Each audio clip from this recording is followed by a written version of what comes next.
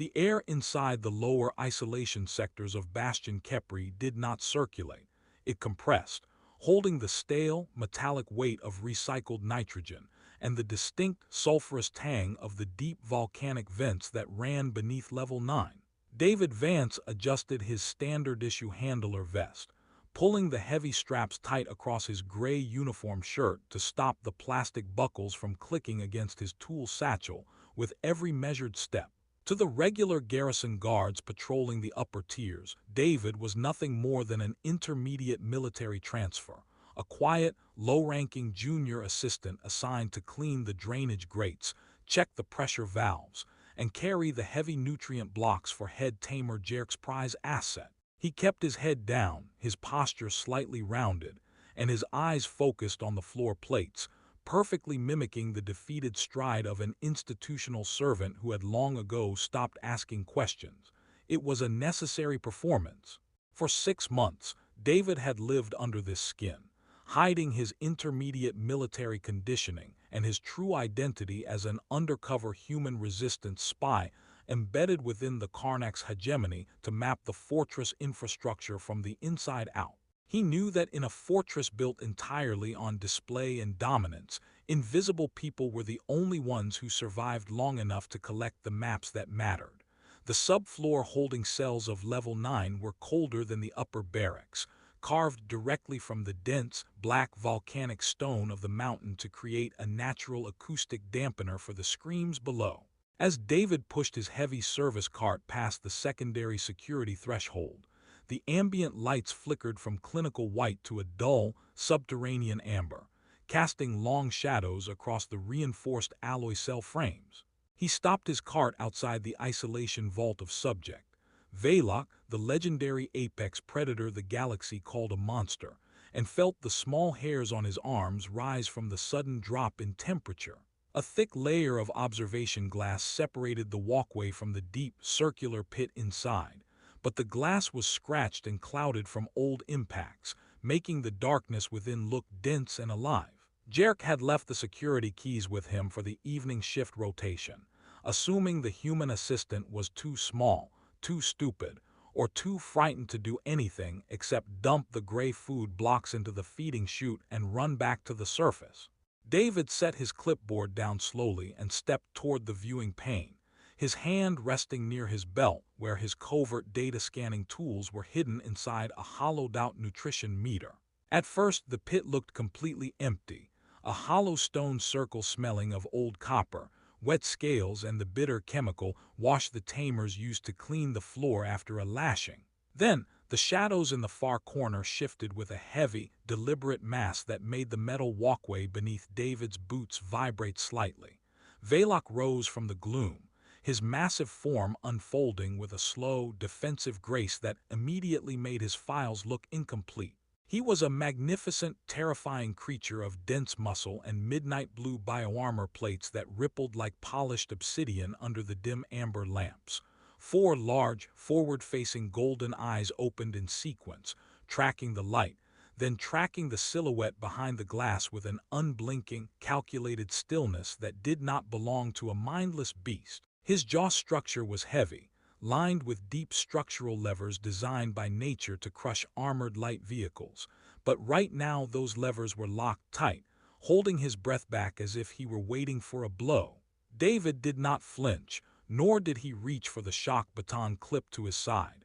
He stayed perfectly still, letting his hands hang open and visible against his uniform, because his military observation training had taught him how a cornered target read movement.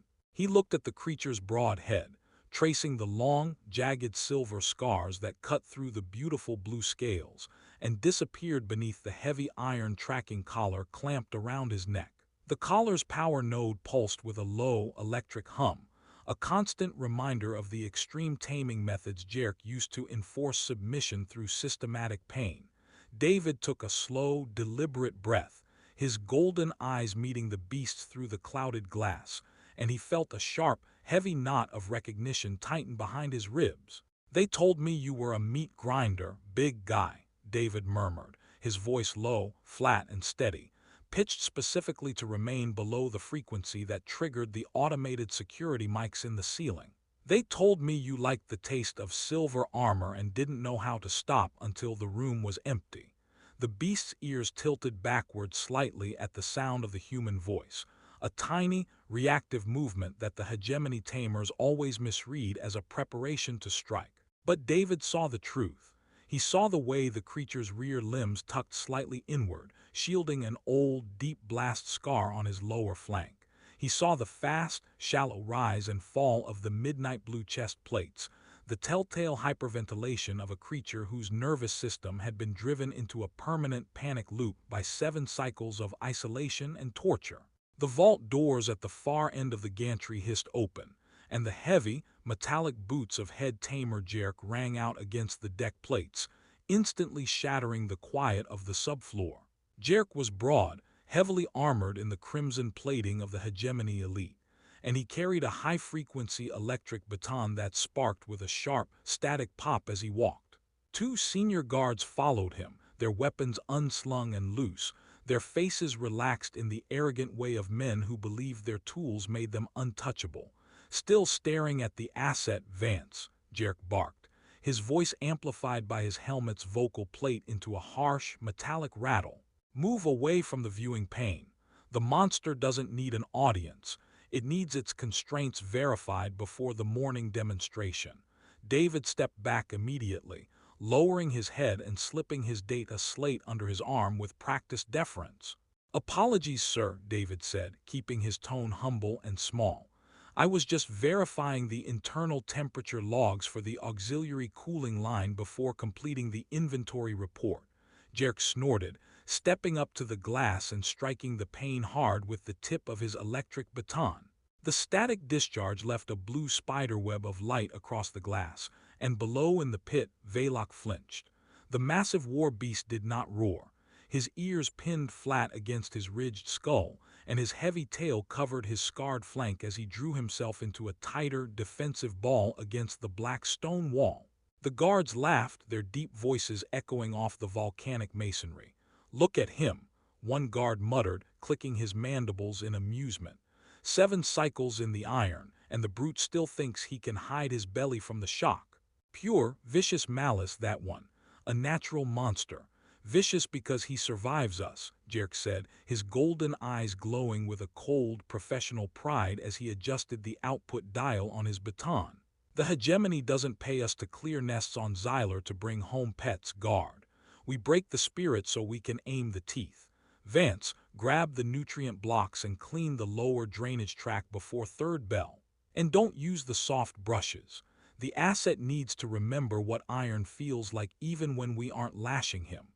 "Understood, sir," David said, bowing slightly as Jerk and the guards turned back toward the lift corridor, their laughter trailing behind them through the dark. David waited until the outer security gate slammed shut, its heavy lock sealing level 9 into silence once more.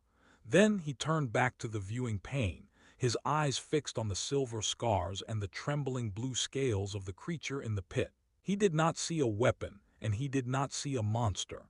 He saw a child that had survived a siege, locked inside a cage built from its own terror, and for the first time in 6 months, the human spy decided to rewrite his instructions. The 3rd bell shift rotation was always the quietest hour inside Bastion Kepri, a heavy window of time when the primary heat systems in the lower volcanic corridors throttled down, leaving the air cold, still, and thick with the silent scent of cooling machine oil.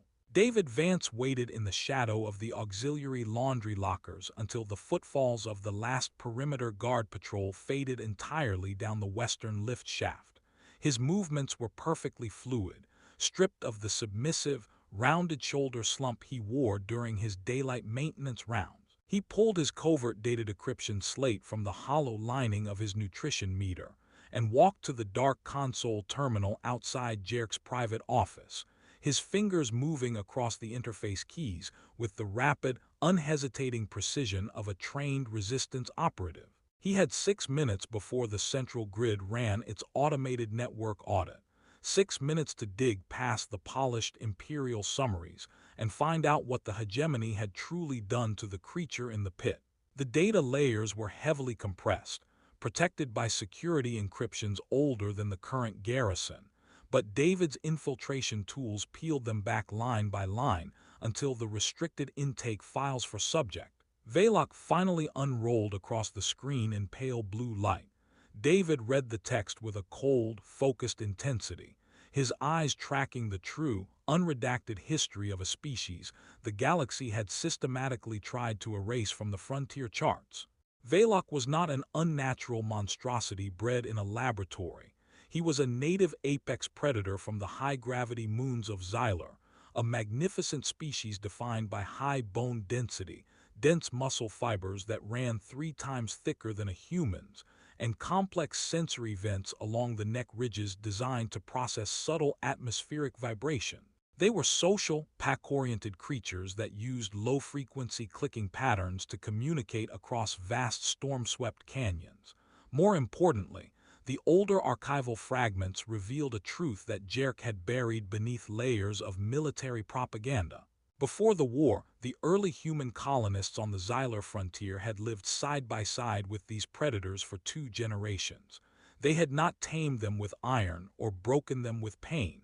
They had built an alliance through patience, shared territory, and mutual care, until the young cubs learned to live around human settlements as protectors. They were capable of terrifying violence when their nesting grounds were threatened, but they understood family. They understood boundaries, and they knew how to choose peace. Then David scrolled deeper into the siege records of Year 7, and the historical text became a list of massacres. The Karnak's hegemony had wanted the mineral rights to the high-gravity moons, and when the human colonies refused to abandon their land, the Empire had answered with orbital lances. Jerk's private operational logs detailed the final assault on the Ashen Basin nest, where Veloc's entire family pack had been slaughtered in a single night of systematic bombardment. The child predator had been found buried beneath the burning, crushed remnants of his own nest, his hide scorched, his pack dead, his first experience of the wider galaxy wrapped in smoke and fire.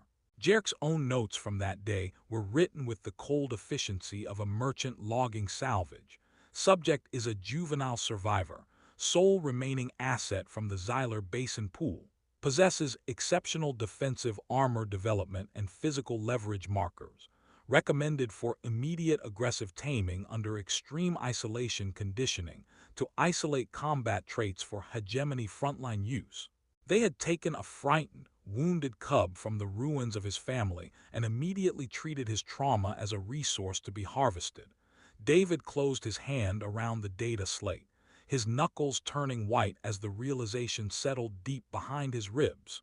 The Empire had spent 7 cycles torturing a child for acting like an orphan, beating him for his terror, and calling his defensive panic vicious malice to justify the chains they put on him. He slid the slate back into his satchel, his chest tightening with a dangerous, quiet rage as he pulled a small package of low-scent human emergency protein wafers from his medical bag. These were plain, unseasoned rations, carrying none of the chemical flavor compounds or reward scents Jerk used during his pain and submission sessions. If David was going to open this door, he would not arrive as a master offering a bribe. He would arrive as a person offering space. The hydraulic seal on the isolation vault door gave a soft, heavy sigh as David bypassed the lock mechanism and stepped onto the high metal gantry. The room was pitch black except for the narrow amber floor strips, and the air was freezing, holding the bitter copper tang of the pit below.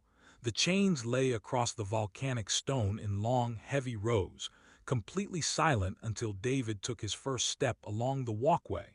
In the far corner of the pit, the shadows exploded into motion with a sudden, terrifying speed.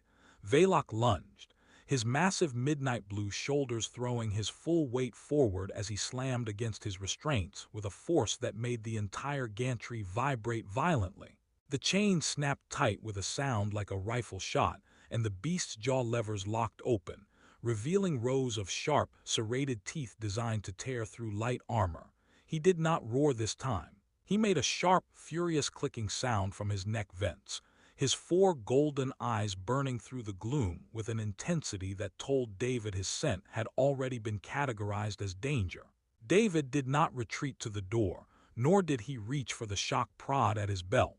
He slowly lowered himself onto the cold floor of the gantry, sitting flat against the metallic wall paneling 3 paces away from the gantry rail, completely outside the physical reach of the chains. He took the unwrapped protein wafer, placed it gently on the edge of the walkway where the amber light caught the packaging, and then lowered his hands to his lap, keeping his fingers open and loose. He did not look directly into Velok's 4 golden eyes. He kept his gaze angled toward the floor plates, his posture completely relaxed and non-threatening, refusing to offer the tense, rigid display of a challenger. "I know, big guy," David said, his voice dropping into the same low, flat, conversational monotone he used when auditing shipping manifests in the cargo bays.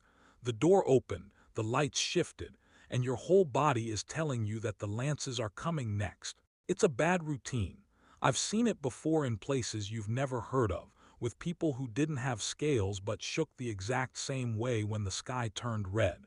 The beast's jaw levers stayed open, his chest plates rising and falling in fast, shallow gaps as he tested the air, his nostrils widening as he caught the unfamiliar, low-scent signature of the human ration. He strained against the iron collar, his muscles bunching under his midnight scales, waiting for the human to stand up, waiting for the baton to spark, waiting for the trap to reveal its teeth. But David did not stand. He sat in the dark for 10 straight minutes, his voice remaining level and calm as he quietly read the structural valve numbers from his logistics data slate aloud, treating the terrifying apex predator like an ordinary clerk sitting across a desk. He didn't issue commands, he didn't demand submission, and he didn't ask the beast to be impressive. When the third bell shift neared its end, David slowly stood up, keeping his hands visible, and walked toward the exit without touching the food. He paused at the door, looking back one last time through the amber gloom. Velok had not moved from the chain limit, but his ears were no longer pinned flat against his head. They were tilted slightly forward, tracking the sound of the human's boots with a quiet, confused attention. "We'll try again tomorrow, Velok," David whispered softly into the chill air. "No prods, no batons. Just the numbers." The hatch slid shut and locked behind him. When David returned 24 hours later for the next midnight shift, the metal walkway was completely empty. The protein wrapper was gone, and the gray blocks Jerk had left in the feeding trough remained untouched. But the black volcanic stone directly beneath the gantry rail bore 4 deep, clean claw marks, where the beast had reached upward through the dark to claim the small piece of peace he had been left. The extreme training sessions under head tamer Jerk did not alter their schedule for the changing of the seasons, and David Vance was forced to spend his daylight hours standing on the upper gantry of the Level 9 isolation vault, playing the role of the silent, submissive junior assistant, while the true horror of the hegemony's taming doctrine unfolded directly beneath his boots. The central arena pit was flooded with the harsh, blue-white glare of standard military floodlights, a clinical brightness designed to strip a nocturnal predator of its environmental security and keep its sensory vents overloaded. Jerk stood at the pit rail with his heavy crimson armor locked into a combat stance, his fingers wrapped tightly around the grip of a high-frequency electric baton that hummed, with a low, continuous static pop that filled the narrow volcanic chamber with the scent of ozone. 2 senior handlers stood on the opposite platform, their faces hidden behind dark visors, their heavy shock prods raised like lances as they waited for Jerk's command. Below them, Velok was pinned to the center of the black stone floor by 5 separate anchor chains, his magnificent midnight blue bioarmor plates covered in a film of gray dust and white chemical residue from the previous night's penalty wash. "Watch the tail ridge, Vance," Jerk ordered through his vocal plate, his voice rattling mechanically through the gantry speakers without a single trace of human feeling. "When the asset draws its rear limbs inward like that, it isn't resting. It is gathering mass to resist the neural current. Increase the output on the secondary anchor circuit by 10% and let it see the spark before you lock the line. David turned the dial on the lower control console with a slow, deliberate hand, keeping his shoulders rounded and his face flat to hide the dangerous, quiet fury that was threatening to break through his spy persona. Output increased to 10%, sir, David said, his voice small, humble, and perfectly compliant.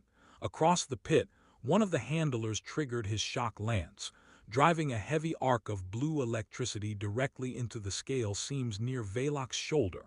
The war beast convulsed, his massive body thrashing against the iron constraints with a desperate, bone-shaking force that made the metal walkway beneath David's boots ring like a struck bell.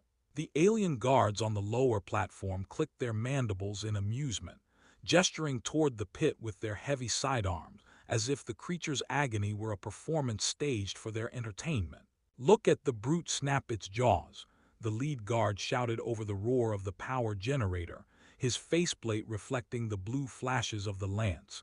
7 cycles of conditioning, and it still treats the tamer's staff like a personal insult.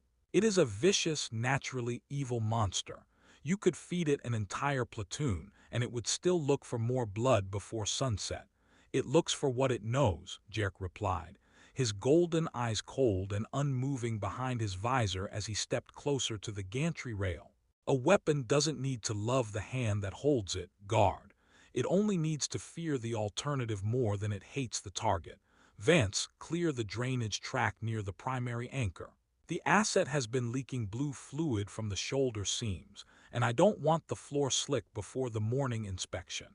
David grabbed a long service brush and descended the metal ladder into the lower pit lane, his military combat survival training instantly cataloging details that the hegemony tamers were completely blind to. The alien guard saw a vicious monster throwing its mass against the iron to kill them, but David saw the explicit signs of psychological trauma. He noticed that when Jerk merely tested the electric baton, causing it to hum with that low static pop, Velok did not snarl in aggression. His ears pinned flat against his ridged skull, his front limbs tucked tightly beneath his chest in a universal defensive ball, and his heavy tail covered the old silver blast scars on his flank. It was a permanent panic loop, an involuntary physical flinch triggered by years of systematic torture, not malice. The beast was not trying to conquer the room. It was a terrified, lonely orphan trying to defend the only parts of its body that did not already carry a tamer's mark. David kept his eyes on the black stone floor as he scrubbed the blue fluid away, his mind working through his undercover resistance directives while his hand stayed steady. He timed his movements to the rhythmic hum of the machinery, ensuring his shadow never crossed Velok's golden eyes too quickly. The war beast watched him from the center of the anchors, his breathing ragged, shallow, and fast, his deep-set eyes tracking the human worker with a quiet intensity that was entirely different from the blind rage he showed Jer. David did not lift the brush like a weapon. He handled it like a tool, keeping his movements predictable, slow, and respectful of the boundaries the beast had left. "He's quiet when the human crawls near the drainage plates," the senior guard observed, his visor tilting down toward the pit lane in mild curiosity. "Usually, the brute tries to take a limb off anyone within 2 meters of its front anchors. The human smells like grease and fear, not authority," Jerk said flatly, turning the power setting on his baton down to standby. "The asset doesn't waste energy on things that don't carry prods. Vance, finish the lane and return the tools to storage before 4th bell. The noble ministers from the 3rd house are coming down to verify the asset's combat readiness, and I don't want a human servant cluttering the gantry when the protocols are displayed." "Understood, sir," David said, bowing his head as the tamer and the guards walked toward the exit corridor, the heavy seal of the outer door locking behind them with a mechanical thud that left the subfloor in silence once more. David stood alone in the shadow of the gantry ladder, his hands tightening around the handle of the brush until the cheap plastic split beneath his fingers. He looked at Velok, whose massive midnight blue chest plates were still shaking from the neural current, and he felt his undercover mission merge fully with an older, deeper human instinct.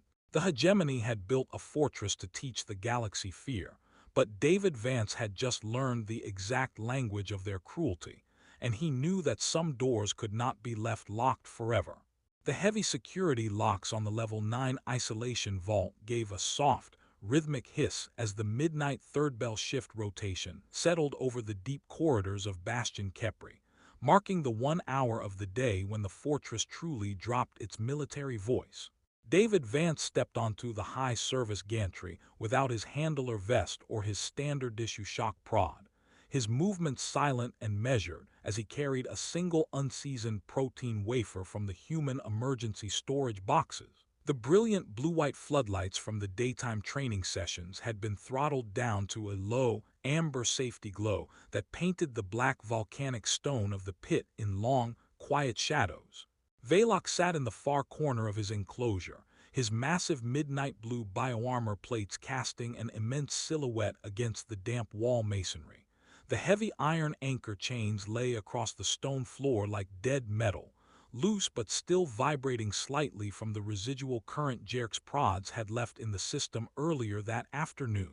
The beast's nostrils flared the moment the service hatch locked shut behind David, his four pale golden eyes snapping awake in the gloom to track the human shape with an unblinking, dangerous focus. He did not launch himself at the gantry rail this time, nor did his jaw levers lock open in an immediate challenge display, but his ears pinned backward into a tight, defensive line that signaled his hunting instincts were still balanced on a knife edge. David did not advance down the walkway toward the center of the pit. He walked to the exact spot against the far wall where he had sat the night before, his movements predictable, slow, and rhythmic. He lowered his body carefully onto the cold alloy plates, crossing his legs and keeping his hands open and loose in his lap where the beast could see every finger. He took the unwrapped human protein wafer and set it gently on the edge of the gantry floor 3 steps away from his boot, ensuring the amber light caught the pale wrapping without creating a sudden reflection. He did not look into Valok's deep-set eyes. He kept his gaze fixed on the lower structural plates of the gantry, giving the apex predator the ultimate display of a non-combatant who had no interest in challenging his space. "It's just me, Valok," David said, his voice dropping into the same flat, conversational monotone he used when cataloging supply manifests in the lower cargo bays. "The baseline generators are running low tonight, the tamers are asleep in the upper tiers, and nobody is coming through that door with an electric baton or a sensory hood. I brought the unseasoned grain again because I know the gray blocks they dump in your trough smell like the chemical wash they use to scrub the blood off the stone. You don't have to touch it and you don't have to look at me, but the room is quiet for the next 40 minutes, and the air down here is free if you want to breathe it." The war beast shifted his massive mass, the iron collar scraping softly against his neck scales with a dry, metallic sound that echoed through the circular vault. His gold eyes remained fixed on David's face, his chest plates rising and falling in shallow, guarded breaths as he tested the air, his long jaw levers twitching slightly as he processed the clean, low-scent signature of the human ration. He did not move toward the food, but he did not retreat further into the dark. He sat perfectly still in the shadow of the anchors, a creature bred for slaughter that was currently spending its energy trying to understand why a human had arrived without a weapon. David unrolled his logistics data slate and began reading the industrial serial numbers of the Fortress fluid couplings aloud, his voice remaining level, calm, and continuous to give the beast a predictable auditory anchor in the dark. He spoke without emotion, neither offering soft comfort nor demanding a response, treating the deadliest predator in 17 sectors like an ordinary companion sharing a silent watch. He knew from his intermediate military survival training that a traumatized mind did not require promises. It required consistency. It needed to know that the environment would not change its rules the moment its back was turned. Valok listened, his neck ridges widening by fractions as the low, steady rhythm of the human speech filled the freezing air, his golden eyes losing the frantic, bloodshot panic of the daytime drills. "Line 42. Pressure coupling 7-alpha," David read, his fingers tracing the blue lines on the slate while his ears tracked the slow softening of the beast's breathing. Valve integrity within standard tolerance, filter replacement scheduled for next moon crossing. The war beast slowly lowered his broad head until his jaw rested against the volcanic stone floor, his body relaxing out of its rigid defensive ball for the first time since David had entered the facility. He was still an apex predator, still capable of tearing through light armor plating with a single blow of his claws, but tonight he chose to spend his strength resting beside a human's boots. When the chronometer signaled the end of the shift, David stood up slowly, keeping his hands visible and his movements soft. He left the protein wafer on the gantry edge and walked toward the exit hatch without looking back. "See you tomorrow, Velok," David whispered into the cold shadows as the hydraulic door hissed open. Same time, same numbers. The hatch sealed behind him, locking Level 9 back into its silent guard. When he returned 24 hours later, the white wrapper was gone from the walkway, the packaging flattened neatly against the stone near the rail, and Velok was already waiting at the chain limit, his large golden eyes fixed on the entrance before David's boots had even cleared the threshold. The midnight visits during the third bell shift had become a quiet, unwritten clause in David Vance's internal manifest, a fragile routine built entirely out of low amber light, cold stone, and the unyielding patience of a man who refused to allow an empire's cruelty to be the only language a child remembered. Velok no longer lunged when the service hatch clicked open. He remained seated in the deep shadows of the pit, his massive midnight blue bioarmor plates perfectly still, his four large golden eyes tracking David's arrival with a calculated, steady attention that held none of the bloodshot panic of the daytime training sessions.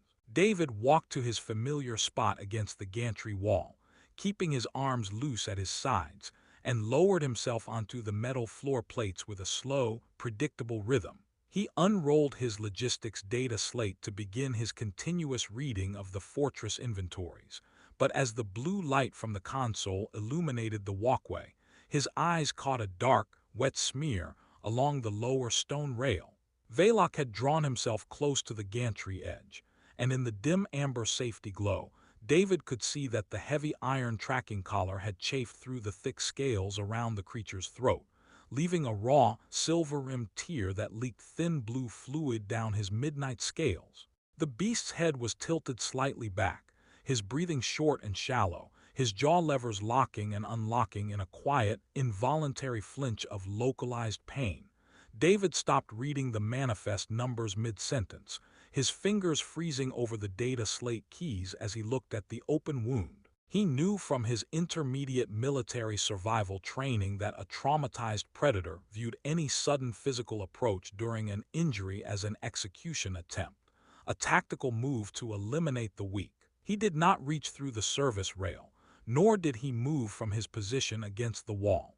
Instead, he quietly reached into his supply satchel and pulled out a clear, unscented tube of human-grade cellular repair gel, a medical compound he had smuggled from the logistics wing that carried no chemical markers or synthetic odors to trigger Velok's association with Jerk's penalty reward. He held the tube forward in his open palm, letting the amber light catch the smooth plastic, and kept his voice down in that flat, conversational monotone the beast had learned to trust. "It's just medicine, big guy," David whispered into the freezing air, his tone steady, unhurried, and completely devoid of the sharp command edges Jerk used during the daytime flinch drills. "It is human-grade gel, no scent, no sting, and it stops the iron from chewing your skin every time the generator hums. I'm going to leave it right here on the edge of the gantry plates. I won't push it into your space and I won't reach for your collar. You choose what happens to the tube." He leaned forward slowly, placed the clear container on the floor 3 steps away from his boot, and then returned to his position against the wall, lowering his hands to his lap and closing his eyes to give the predator the ultimate display of complete non-aggression. The circular volcanic vault became incredibly quiet, holding only the low rumble of the subfloor cooling fans and the slow, heavy scrape of the iron chains as Velok shifted his mass inside the pit. David kept his eyes shut, forcing his heart rate to remain rhythmic and calm, letting his own breathing become an auditory anchor that the beast could measure against the dark. For 5 minutes, the shadows did not move. Then, the clicking of claws against the volcanic stone sounded near the rail, followed by the soft, wet sniff of the predator's nostrils as he processed the clean, non-interactive signature of the gel tube. David did not open his eyes, even when he heard the heavy, metallic slide of the chains directly beneath the gantry walkway, close enough that he could feel the radiating warmth of the creature's hot mammalian biology through the metal floor plates. There was a slow, deliberate crunch of plastic as Veiloc's structural jaw levers pressed against the tube, flattening the casing with enough precision to squeeze the clear gel onto the stone, followed by the dry, raspy sound of the beast rubbing his raw throat ridges against the treated volcanic rock to let the cooling medicine dry. When David finally opened his eyes as the third bell chronometer chimed for shift rotation, Veloc had not retreated into the far corner of the pit. He remained standing right at the chain limit, his massive midnight blue chest plates resting flush against the lower gantry supports, his 4 golden eyes looking straight up at the human worker with a clear, focused recognition that held zero malice and zero intent to kill. He looked like what he truly was behind the tamer's lies, a lonely, exhausted survivor who had spent 7 cycles waiting for someone to enter his room without a weapon or an electric baton in their hands. David stood up slowly, keeping his movements soft and predictable, and looked down at the flat plastic tube left on the walkway. "Healing suit looks good on you, Veloc," David said softly, his voice carrying a genuine, quiet pride that no official hegemony manifest would ever have space to record. "No prods tomorrow either, just the repair." The beast's ears tilted fully forward at the sound of his name, his neck ridges widening by fractions as he watched the human walk toward the exit hatch without a single flinch of fear. The hydraulic door slid shut, locking Level 9 back into the amber gloom. But as David walked down the service corridor toward the barracks, he knew that the architecture of their relationship had crossed a line the Empire could never unstrike. They had told the human assistant that the apex predator was an unbendable monster built only for slaughter, but in the deep dark of Bastion Kepri, the human had just traded an honest wound for a silent ally, and the cage was beginning to feel like a fortress waiting for a spark. The morning combat drills inside the Level 9 isolation vault did not begin with the standard rhythm, and head tamer Jerk noticed the change before the first auxiliary power generator had finished its baseline cycle. Veloc sat in the center of the arena pit, his massive midnight blue bioarmor plates perfectly still, his 4 large golden eyes watching the gantry with a cold, calculated stillness that held none of the frantic, bloodshot panic the hegemony taming manual required. When the senior handlers moved the heavy iron anchor chains to tighten his physical constraints, the beast did not thrash blindly against the volcanic stone. He shifted his weight with a measured, deliberate economy of movement, tracking the handlers' positions as if he were auditing their reach. Jerk lowered his helmet visor, his crimson armor plates clicking softly as his hand tightened around the grip of his high-frequency electric baton. He did not ignite the spark, but his golden eyes remained fixed on the creature's neck scales, where the silver-rimmed tear from the iron collar had been replaced by smooth, newly repaired blue tissue.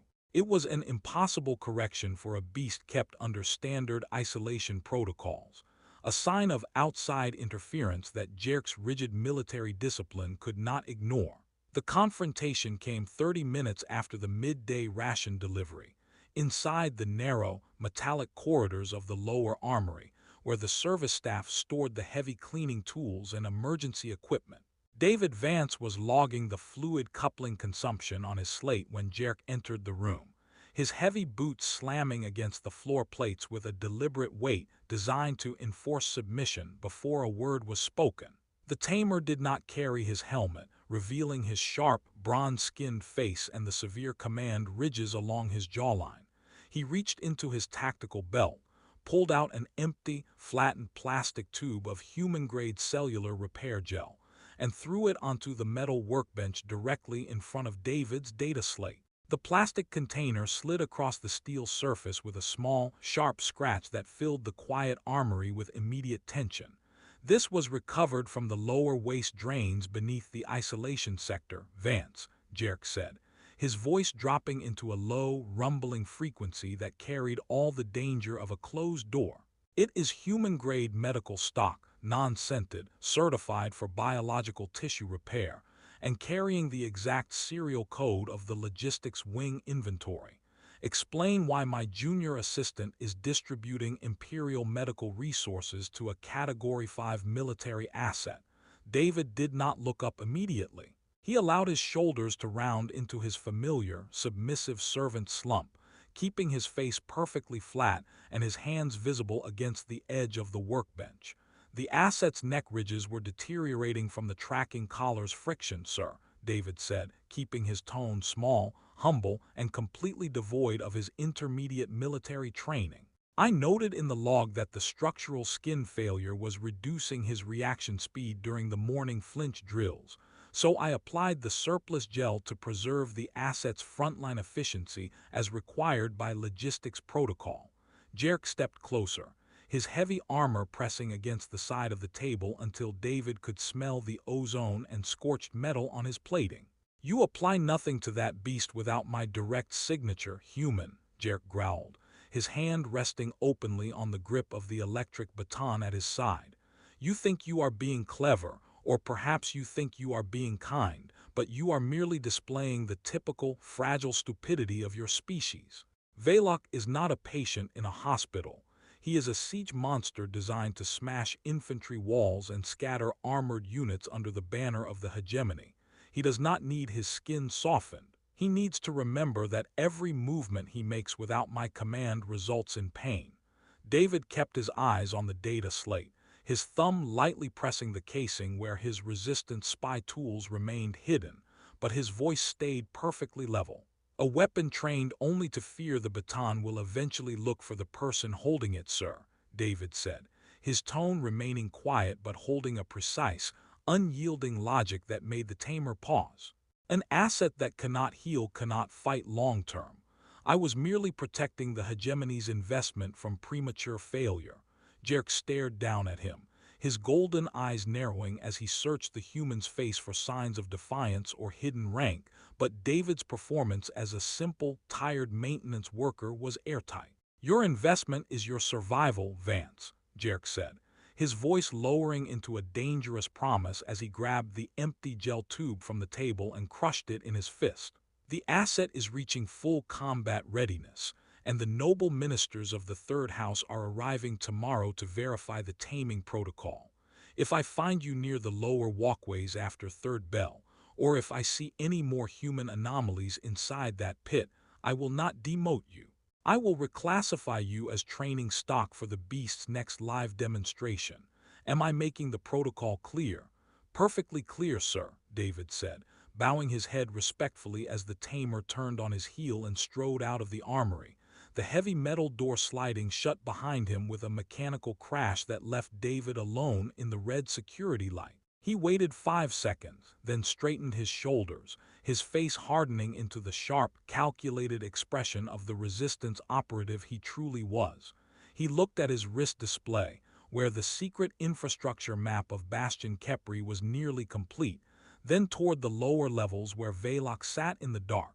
The tamer believed pain was the only language that lasted, but David had just seen the first crack in the Empire's control architecture, and he knew that when a broken custom finally met a silent ally, the rules of the entire fortress were about to be rewritten in blood.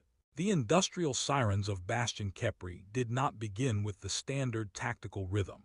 They tore through the lower service spine in a high-pitched, frantic wail that signaled an immediate internal security breach rather than an outside orbital strike.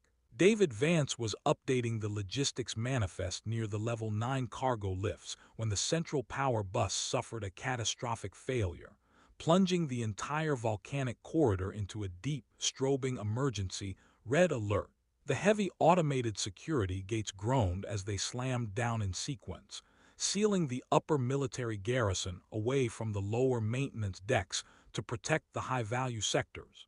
David backed into the shadow of a structural support column, his undercover resistance tools immediately mapping the network disruption through his hidden data slate.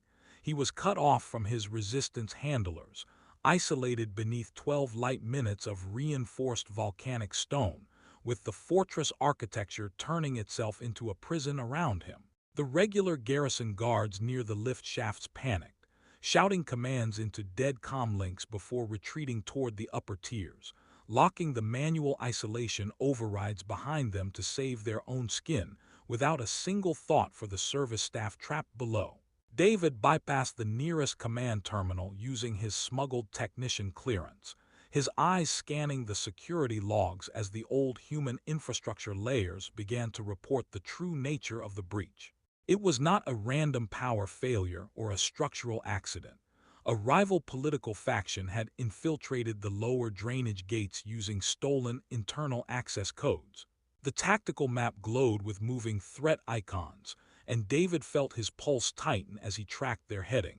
They were not advancing toward the armories or the primary command center. They were moving in a straight, disciplined line through the maintenance shafts directly toward Level 9 and the isolation vault of subject, Veloc. They had not come to destroy Bastion Kepri. They had come to steal the hegemony's most feared apex predator, planning to use the creature's legendary combat mass as leverage in the outer systems. The corridor speakers crackled with a distorted Imperial warning that echoed off the damp stone walls. Breach confirmed in Maintenance Sector C-17. All personnel hold positions. Security grid is non-responsive. David did not hold his position. He unclipped his heavy industrial plasma cutter from his supply satchel, checked the battery levels, and forced his posture out of the rounded handler's slump into the sharp, balanced alignment of a trained soldier. He knew the regular security teams would not return to the lower levels until the upper garrison was reinforced, which meant the only thing standing between an elite infiltration team and a traumatized war beast was an undercover human spy who had spent 6 months pretending to be a servant. He slipped into the narrow maintenance chutes he had mapped during his midnight shifts, navigating the dark, hot utility lines by memory alone. He reached the primary isolation gantry just as the enemy strike team breached the vault's outer pressure doors with a sharp, explosive crack. The air inside the vault was thick with smoke, ozone, and the high-frequency hum of portable neural prods the attackers had brought to subvert the beast's conditioning. David looked through the shattered observation pane. Veloc was standing at the center of the pit, his massive midnight blue bioarmor plates rigid, his chains straining as he faced the intruders. He was not roaring. His large golden eyes were wide with a frantic, bloodshot terror as the high-voltage neural prods filled the room with the exact same static pop he had learned to fear under Jerk's lash. The trauma loop had taken him completely, locking his limbs in a defensive panic ball, while the enemy team deployed their heavy containment cages across the threshold. "Secure the tracking collar first," the enemy commander shouted through his helmet mic, his voice carrying the cold confidence of an operation running ahead of schedule. "The creature is losing coherence from the frequency. Get the neural hooks into the scale seams before it recovers its mass." David did not wait for the line to close. He slid through the service hatch into the dark corner of the gantry, his plasma cutter ignited into a thin, blinding blue line of energy that hummed quietly against the ironwork. He did not fire at the soldiers. He drove the cutter directly into the vault's primary electrical relay box behind the gantry rail, slicing through the heavy power cables in one continuous, desperate stroke. The main emergency lights exploded in a shower of white sparks, throwing the entire isolation chamber into total darkness and releasing a dense cloud of white emergency coolant fog from the ruptured pressure lines. The high-frequency hum of the neural prods died instantly, cutting the acoustic torture out of the air and leaving the attackers blind, confused, and suddenly trapped inside a room with a predator that had just remembered how to choose.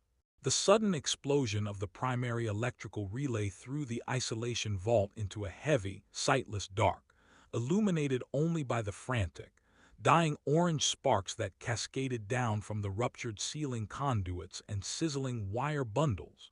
Thick, white emergency coolant fog billowed out from the severed distribution pipes, filling the narrow space of the pit and the surrounding gantries with a cold, hissing vapor that choked out the scent of ozone and reduced the invaders' tactical visors to a useless smear of static gray static.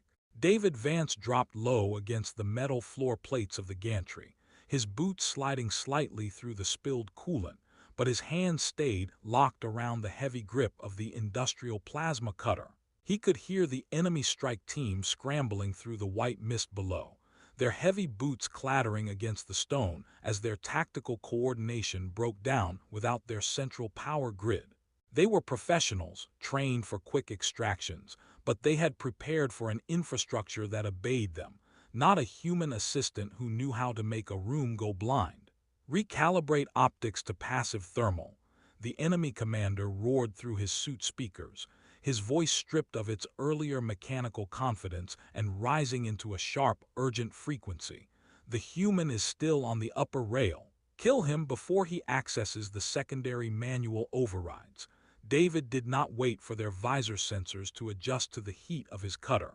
He knew from his intermediate military survival training that a blind squad in a narrow kill funnel would always fire toward the first source of movement, so he threw his empty utility slate across the gantry, letting it strike the far wall panel with a loud metallic clang. 3 enemy rifles instantly fired toward the sound, their bright kinetic rounds punching glowing holes through the steel lockers and scattering hot fragments across the walkway. David used the flash of their muzzle markers to drop through the secondary maintenance hatch, sliding down the structural ladder into the lower pit lane with his weight balanced and his plasma tool primed. He was no longer the rounded, submissive servant who cleaned drainage grates. He was a resistance operative moving through the architecture. He had spent 6 months mapping for this exact match. He found head tamer Jerk less than 5 paces from the entrance, pinned beneath a massive section of the support pillar that had collapsed during the initial internal breach. The heavy crimson armor plates along Jerk's lower right limb were crushed into the stone, leaking hydraulic fluid and dark blood that pooled around the masonry. Jerk's high-frequency electric baton lay 2 meters away, its power core cracked and sparking uselessly against the wet floor. The tamer was breathing in short, wet gasps, his bronze skin pale with the realization that his regular guard squad had abandoned him to save their own skin. He looked up as David's silhouette crossed the red glare of his broken helmet display, his mandibles clicking in a mixture of shock and desperate anger. "Vance," Jerk rasped, his vocal plate coughing static into the fog. The backup interface. Reroute the secondary security line. Command must authorize full purge current to the pit. Burn the asset before they take it." David stopped beside the pillar, his face hard and unmoving beneath the emergency strobes. "The upper garrison locked the manual overrides from the inside, sir," David said, his voice dropping the small, humble servant tone and carrying the flat, cold weight of a soldier who had seen too many evacuations fail. "Nobody is coming down to help you and nobody is turning the power back on. You're inside the hole you built. The human. You have a rifle," Jerk muttered, his golden eyes widening as he noticed the balanced, tactical stance of his junior assistant for the first time. You are not a handler. Who are you?" "I'm the person currently standing between your children and the people who want to turn them into currency," David said quietly, his eyes tracking the moving lights of the enemy squad as they pushed through the coolant mist toward the central containment cage. Inside the pit, Valok made a sharp, terrified clicking sound from his neck vents, his midnight blue bioarmor plates rigid and locked as the attackers deployed their heavy high-voltage neural hooks. The temporary darkness had broken their primary prods, but they were adapting, trying to force the creature down by sheer weight of numbers and structural pain. The beast was thrashing blindly against his 5 anchor chains, his golden eyes rolling in a permanent panic loop as the old memories of his capture on Xyler flooded his senses. He was falling back into the role the hegemony had written for him, a monster waiting to be broken.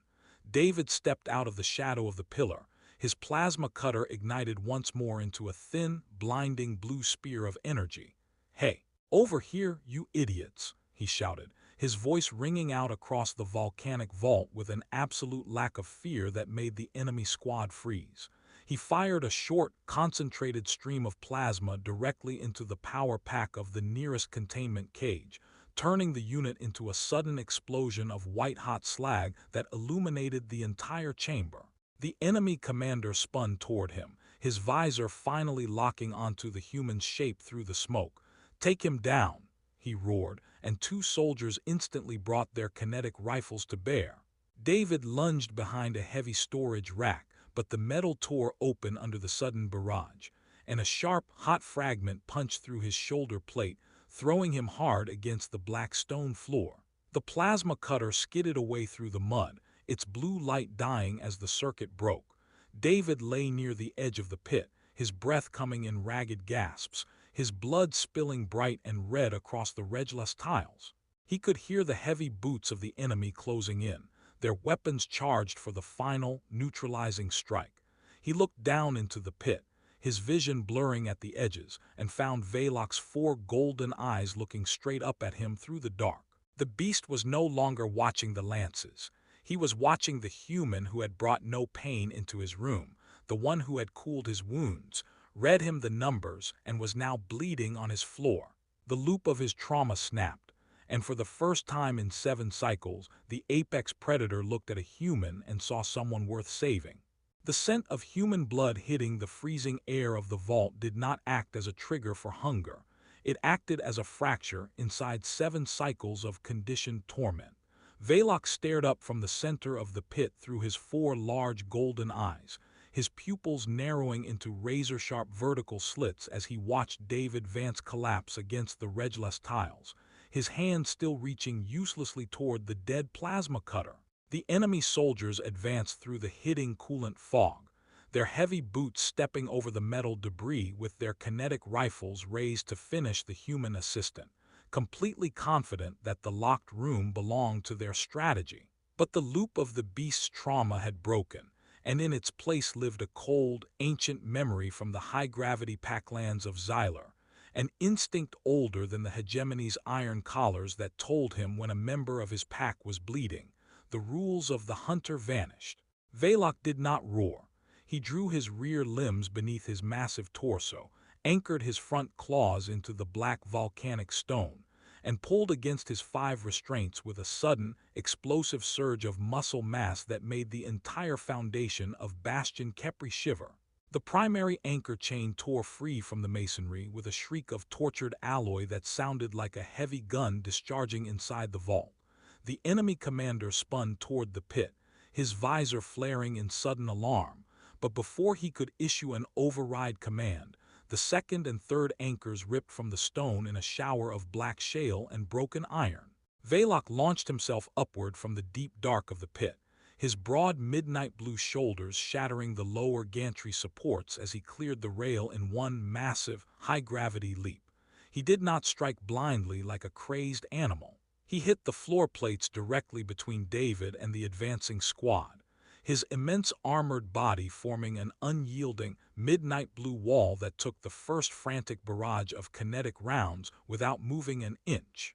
The bullets flattened against his heavy bioarmor scales, throwing sparks into the white fog, but the beast did not flinch from the impact because he was no longer acting under fear. "Secure the retreat," the enemy commander screamed through his vocal plate, his voice breaking into pure panic as Velok's heavy tail swung sideways, smashing 2 armored soldiers through a storage rack and into the far corridor wall.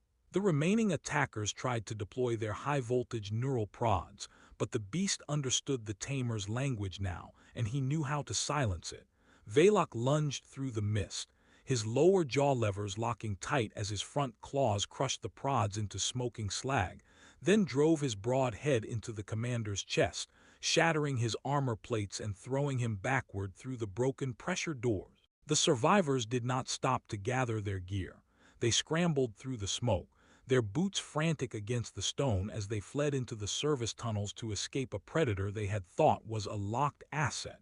The vault dropped into a heavy, breathing silence, broken only by the low hiss of the ruptured coolant lines and the rhythmic click of Velok's neck vents as his chest plate slowed from the intensity of the fight. The war beast turned slowly, his heavy tail dragging through the redless dust, and lowered his broad head until his golden eyes were level with David's face. He did not show his fangs, and his ears did not pin backward in challenge. He merely stood over the bleeding human, his midnight blue mass blocking out the cold strobes of the emergency lights as if he had chosen to become his guardian. David pressed his hand against his wounded shoulder, his breath coming in short, pained gasps, but he looked up at the giant shadow and forced a weak, ragged smile through the blood on his lip.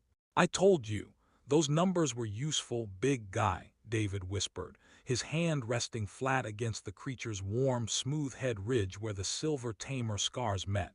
"No prods tonight. You did perfect."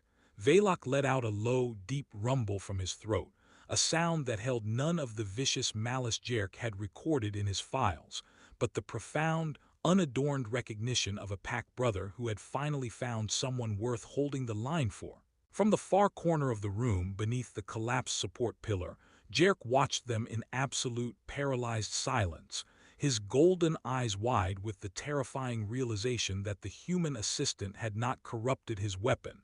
He had given it an alliance, and the Empire no longer owned the key.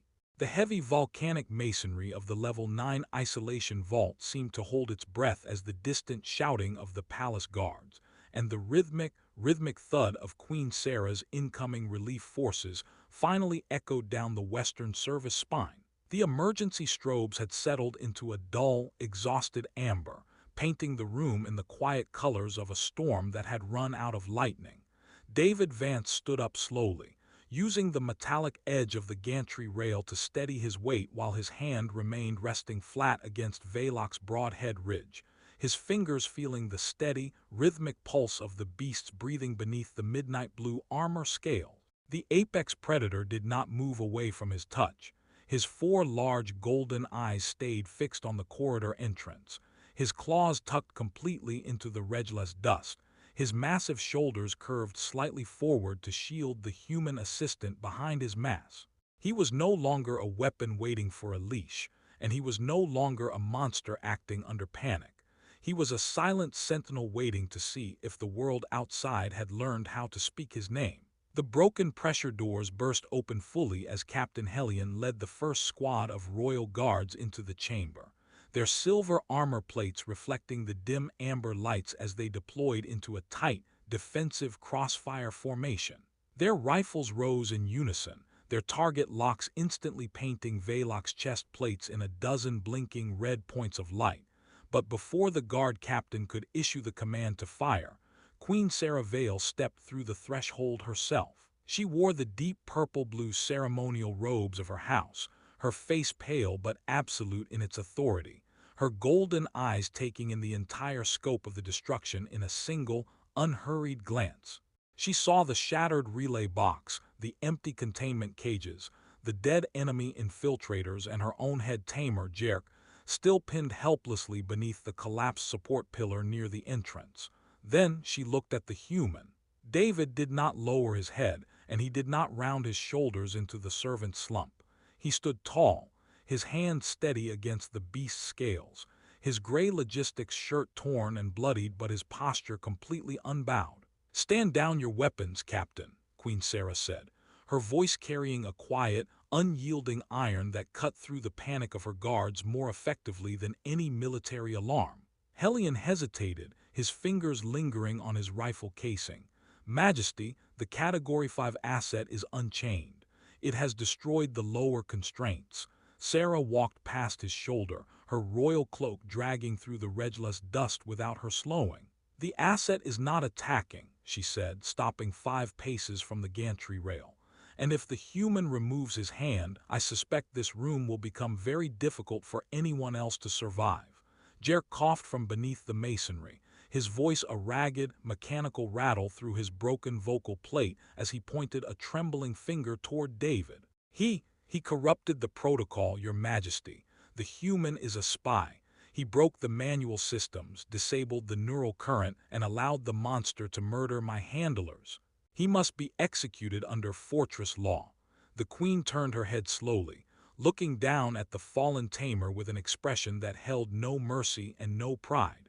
"Your handlers fled toward the upper lifts, Jerk," she said, her tone flat and cold as stone. "Your regular guard squad locked the manual overrides behind them to protect their own ranks, leaving my palace heirs exposed to the strike team that you failed to detect at the perimeter. The only person who came down into this dark to defend the future of this empire was the human servant you spent 6 months ignoring."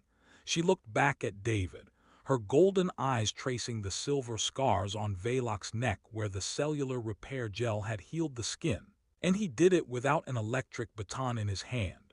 David lowered his hand from the beast's ridge and bowed his head slightly, neither submissive nor proud, but acknowledging the sovereign with the discipline of an operative whose work was finally done. "The Shardborn faction came for the bloodline, Your Majesty," David said, his voice level and calm in the silent room. "They wanted the weapon your tamer promised them, but Velok is not a weapon. He is the sole survivor of a siege empire built out of fear, and he has spent 7 cycles defending himself against the people who forgot how to ask if he was tired." A murmur moved through the royal guards behind the queen as the weight of David's words settled into the volcanic stone. Jerk tried to speak again, to invoke the sacred manual or the old code of the houses, but Sarah silenced him with a single gesture of her claws. "The taming commission of House Karnax is hereby dissolved," she declared, her voice expanding through the chamber until it reached every corridor of the lower levels. "The tracking collars will be removed from the asset pool. Jerk, your title is stripped for cowardice and institutional negligence, and your leg will remain beneath the stone your own ambition refused to map properly. You wanted a monster to break, and today you learned exactly what happens when the broken choices belong to us." The cosmic karma was clean, delivered without anger and sealed by the quiet satisfaction of the dead packlands of Xylar. Within 3 weeks, the deep isolation vaults of Level 9 were closed forever, their black stone walls left to the cooling fans and the silent memory of old iron. The corrected imperial record was published across the frontier charts, striking the word monster from Velok's file and replacing it with the only name that had ever been true: Survivor. The story ended on the high cliffside terraces of the sanctuary grounds, far above the dark volcanic vents of Bastion Kepri, where the black ocean waves crashed against the stone and the wind smelled of salt and rainwood instead of machine oil and ozone. Velok sat on the wide grass lawn under the purple-orange light of the twin suns, his massive midnight blue bioarmor plates gleaming, his 4 golden eyes relaxed as he watched the rescue ships patrol the distant sky lanes. He wore no chains, no weighted iron collars, and no neural hooks. His mass belonged entirely to him now, free to move without waiting for permission or pain. David Vance sat beside him on a wooden bench, his uniform clean, his shoulder wrapped in medical fabric, his old data slate resting idle in his lap. He was no longer a spy, no longer a handler's assistant, and no longer invisible. He was the official civilian guardian of the sanctuary, chosen by the heirs and trusted by the beast. Velok slowly lowered his broad head, resting his massive jaw levers gently against the human's knee, his midnight scales cooling under the evening breeze. David did not reach for a weapon, and he did not reach for a command prod. He absently ran his fingers across the creature's smooth neck scales, right where the tamer's marks had finally vanished into the blue. They had told the human never to feed the apex predator, but humanity had brought snacks to a war zone and discovered a future that did not require a leash. The galaxy had called him a monster because they had spent centuries trying to break what they feared, but the quiet human had given him a room where he was finally permitted to be tired, and in the quiet of the new world, the survivor had finally come home.